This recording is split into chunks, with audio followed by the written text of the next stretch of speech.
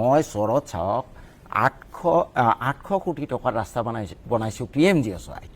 সেই চৰ মানে কাৰেণ্ট দিছোঁ, মোক কয় ছাৰ টিকেট পাব নাই, টিকেটটো আনিব লাগিব কংগ্ৰেছৰ পৰা।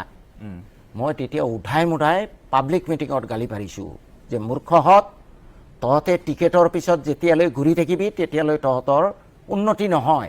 কাৰণ ৰাজনৈতিক দল আপোনাৰ উইদাউট অলমষ্ট এক্সেপশ্যন ৰাজনৈতিক দলে কি বিচাৰে, সেইবোৰ মানুহকে চান্স দিব বিচাৰে যিবোৰে ৰাজনৈতিক দলৰ নেতাই যদি কয় কালি পশ্চিম ফালে উদয় হ'ব, সেই নেতাজনেও কয় হয় ছাৰ কালি পশ্চিম ফালে উদয় হ'ব। যেতিয়া আপুনি ক'ব নহয় ছাৰ বেলিটো পূবফালে উদয় হ'ব, তেতিয়া আপোনাৰ পাখিকতা হ'ব। সেইকাৰণে মই কৈছিলোঁ যে আপোনালোকে এই টিকেটৰ ওপৰত গুৰুত্ব দিয়া বাদ দিয়ক, আপোনালোকে গুৰুত্ব দিয়ক কেণ্ডিডেটৰ ওপৰত, যে কেণ্ডিডেটজনে আমাৰ ভাল কৰিব নাই, অতীত তেওঁৰ কি আছে, ভৱিষ্যতে তাৰ ওপৰত নিৰ্ভৰ কৰি কাম কৰিব।